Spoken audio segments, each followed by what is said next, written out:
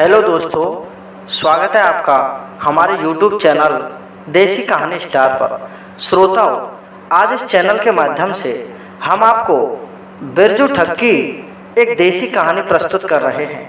ये कहानी बहुत ही रोचक और ज्ञानवर्धक होने वाली है, इसलिए आप सभी श्रोताओं से मेरा निवेदन है इस कहानी को ध्यान से सुनना।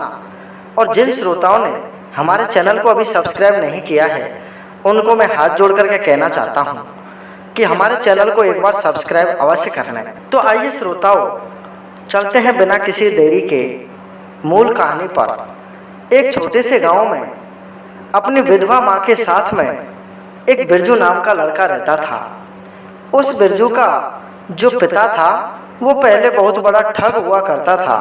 धीरे धीरे वो बिरजू बड़ा होता है और एक दिन उसके मन में ऐसा विचार आता है कि मेरी माँ इतनी गरीब है, क्यों ना मुझे भी मेरे पिता की तरह किसी को ठग कर लाना चाहिए। वो अपनी माँ से कहता है कि हे माँ, आज सुबह सुबह का वक्त है और आप मुझे जल्दी से रोटियां बना दो। मैं रोटी पानी खाकर किसी को ठगने के लिए जाता हूँ। उसकी माँ कहने लगती है कि बेटा, लोगों को ठगने का हुनर तो तेरे बाप के पास ही था, तू ऐसा काम कभी नहीं कर सकता, तू अभी कच्चा ठग है। बिरजू कहने लगा कि सुनो माँ, ठगों की संतान ठग होती है, इसलिए मैं अवश्य ही आज किसी न किसी को ठग कर के लाऊंगा। अपनी माँ से आज्ञा पा करके बिरजू एक जंगल में होकर के किसी दूसरे शहर की तरफ चल देता है और चलते चलते उसे काफी घने जंगलों से होकर के गुजरना पड़ा। तो उसने देखा कि एक खेत में 4 भाई काम कर रहे हैं। उन चारों भाइयों को देख करके वो दूर ही किसी पेड़ के नीचे विश्राम करने के लिए रुक जाता है। वो 4 आदमी बहुत बड़े ठग हुआ करते थे। उनमें से सबसे छोटा बोला, क्यों ना भैया, आज हमें किसी को ठगने के लिए चलना चाहिए। ऐसी बात सुनकर के मंझला भैया बोला कि सुनो बड़े भैया, छोटा भैया सही कह रहा है, आज हम चारों को किसी न किसी को ठगने के लिए अवश्य चलना चाहिए। चारों ने विचार बना लिया और वो जैसे ही वहाँ से जंगल की तरफ चले तो उसी पेड़ के नीचे वो बिरजू उन चारों को दिख जाता है।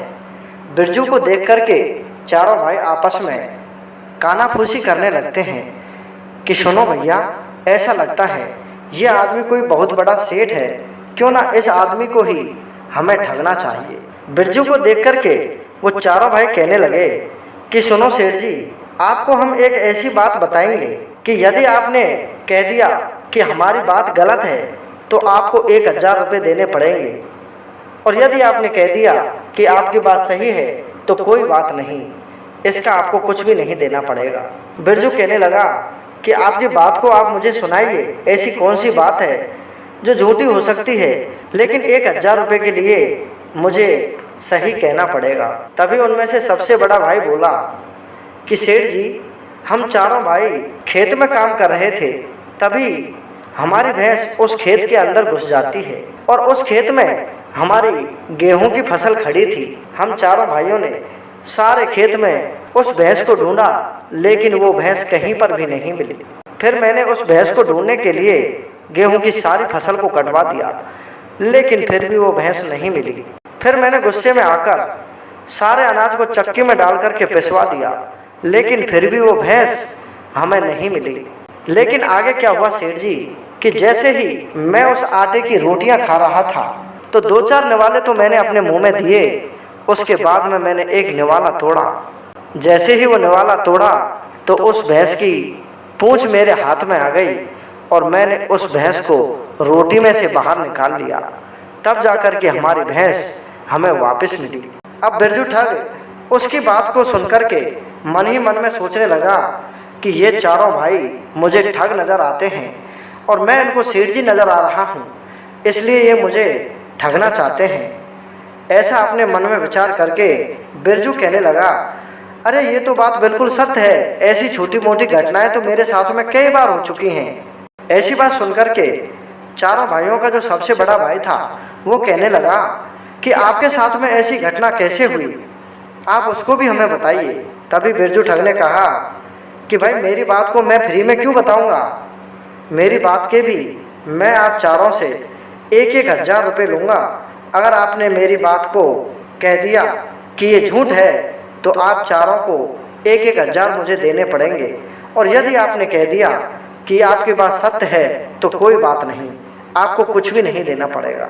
ऐसी शर्त लगा करके बिरजू ठग उन चारों ठगों से कहने लगता है कि सुनो भाइयों, मैं आज जब घर से चला तो मेरी सेठानी मुझसे बहुत प्रेम करने लगी और कहने लगी कि आप खाना खा लीजिए। मैंने खाना प्रेम पूर्वक खाया, लेकिन मेरी सेठानी कहने लगी कि आप किसी काम से दूसरे शहर में जा रहे हो, आपको रास्ते में भूख लग सकती है, इसलिए मैं रोटियां बना करके आपके पीछे पीछे आ रही हूँ। जहाँ भी आपको भूख लगेगी वहाँ पर मैं आपको ये खाना उपलब्ध करवा दूंगी। और मेरी सेठानी इतनी सीधी सादी और इतना प्रेम करने लगी कि वो अभी भी मेरे पीछे पीछे आ रही है अपने हाथ में रोटियों को लेकर के। तभी उनमें से एक भाई बोला, लेकिन सेठ जी, हमें आपकी सेठानी कहीं दिखाई नहीं दे रही। तभी बिरजू ठग ने कहा कि देखो, जो सामने से आ रही है वो मेरी सेठानी है और वो रोटियां मेरे लिए ही ला रही है। चारों भाइयों ने जब उस लड़की की तरफ देखा तो चारों भाई आश्चर्य में पड़ जाते हैं और अपने मन ही मन में कानाफूसी करने लगते हैं कि ये तो हमारी बहन है, और यदि हमने इस सेठ से कह दिया कि ये तो सेठानी नहीं हमारी बहन है तो हम चारों को 1,000 रुपये इस सेठ को देने पड़ेंगे। इससे अच्छा तो ये है कि हमारी बहन को इस सेठ के साथ में भेज देते हैं। किसी न किसी के साथ में तो हमें हमारी बहन को भेजना ही पड़ेगा, इसका विवाह भी करना पड़ेगा। और ये सेठ जी काफ़ी पैसे वाला और बुद्धिमान भी लगता है, इसलिए हमारी बहन इसके घर पर भूखी भी नहीं मरेगी और हमारे 4,000 रुपये भी बच जाएंगे।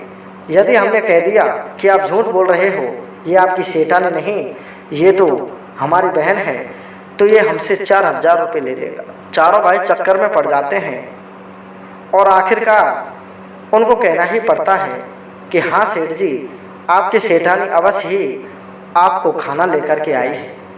इतनी ही देर में उन चारों की बहन उनके पास में आ जाती है और कहने लगती है कि ये आदमी कौन है, आप इससे क्या बातें कर रहे हो। तभी चारों भाई कहने लगते हैं कि सुनो बहन, आप जब छोटी थी तो आपकी सगाई, तो आपका विवाह इसी आदमी के साथ में हमने किया था। ये आपको लेने आए हैं, आप खुशी खुशी इनके साथ में चले जाओ। श्रोताओं, बिरजू ठग अपनी चतुराई से उन चारों ठगों की बहन को अपने घर पर ले आता है, लेकिन उन चारों भाइयों को उस बिरजू पर बड़ा ही गुस्सा आता है और वो अपने मन में विचार करने लगते हैं कि कल इसके घर पर जाकर इसको सबक सिखाना पड़ेगा। चारों भाइयों ने विचार बनाया और दूसरे दिन उसके घर पर जा पहुंचे। बिरजू ठग ने उन चारों ठगों की अच्छी मेहमानी की, अच्छा भोजन पान कराया और सबको बड़े सम्मान पूर्वक अपने घर में सुला दिया। चारों भाइयों ने रात्रि के 12 बजे एक योजना बनाई कि इस सेठ के बच्चे को खाट सहित बांध करके और किसी नदी में फेंक देना चाहिए। जैसे ही उस बिरजू ठग की आंख लगती है, चारों भाइयों ने उसे रस्सी से बांध लिया और अपने चारों कंधों पर रख करके उसे जंगल में ले जाते हैं। चलते चलते काफी दूर पहुंच जाने के बाद में उन चारों में से एक भाई बोला कि भैया, इस पहाड़ को कंधे पर लदे लदे मुझे बहुत तेज दर्द होने लगा है, इसको कुछ देर के लिए हमें उतार देना चाहिए और थोड़ा विश्राम कर लेना चाहिए। उसके बाद में हम इसे उठा करके ले जाएंगे और नदी में फेंक देंगे। चारों भाई उस सेठ को लाने में इतने थक चुके थे कि जैसे ही उसे नीचे रख करके वो विश्राम करने लगे तो चारों को नींद आ जाती है। तभी वहाँ होकर के एक चरवाहा जा रहा था, एक ग्वाला जा रहा था।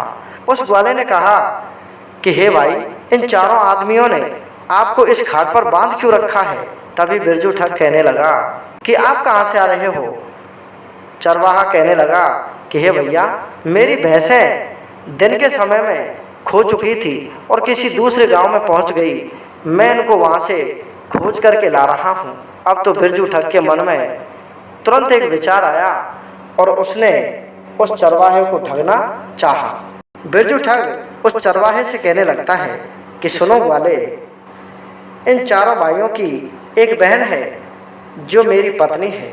उसके बाद में इनकी एक बहन और है और उसकी शादी करने के लिए इन्हें कोई लड़का नहीं मिला, इसलिए ये मेरे घर पर आकर मुझसे कहने लगे कि हे जीजाजी, आप ही हमारी छोटी बहन से विवाह कर लो। मैंने इनसे मना किया तो इन चारों ने बलपूर्वक मुझे इस खाट पर बांध करके रख दिया और मुझे ये अपने गांव इनकी छोटी बहन से शादी कराने के लिए ले जा रहे हैं। तभी वो ग्वाला कहने लगा कि यदि इनको लड़का नहीं मिला तो मैं इनकी बहन से शादी कर लूँगा, क्योंकि मैं तो अभी कंवारा हूँ। तो बिरजू ठग कहने लगा कि सुनो, आप चुपचाप मेरे पास में आकर के इस रस्सी को खोल दो और मेरी जगह पर आप इस खाट पर बंध जाओ। आपको आराम से ये लोग उठा करके अपने घर ले जाएंगे और इनकी छोटी जो सबसे सुंदर बहन है उसका विवाह आपके साथ में करवा देंगे। उस ग्वाले के मन में अपनी शादी को लेकर के बहुत अच्छे अच्छे ख्याल आने लगे और वो तुरंत उस बिरजू चोर को खोल देता है और वो बिरजू चोर उस ग्वाले को अपनी जगह पर बांध करके उसकी चारों भैंसों को अपने घर पर ले आता है। अब तो श्रोताओं, थोड़ी देर बाद में जैसे ही उन चारों ठगों की नींद खुली तो उन्होंने तुरंत उस खाट को उठाया और चलते चलते उस खाट सहित उस ग्वाले को नदी में फेंक दिया। वो बेचारा बहता बहता पता नहीं कहाँ चला गया। उस ग्वाले को फेंक करके वो चारों भाई पुनः अपनी बहन के घर पर अपनी बहन को लाने के लिए पहुँचते हैं तो देखते हैं कि बिरजू सेठ उन्हें खाट पर बैठा हुआ मिलता है। चारों उस बिरजू सेठ को देख करके आश्चर्य में पड़ जाते हैं और कहने लगते हैं कि सुनो जीजाजी, आपने तो हमें नदी में फेंक दिया था, आप घर पर वापस कैसे आए? तभी बिरजू कहने लगा कि सुनो मेरे चारों साले साहब, आप बहुत ही सीधे साधे इंसान हो।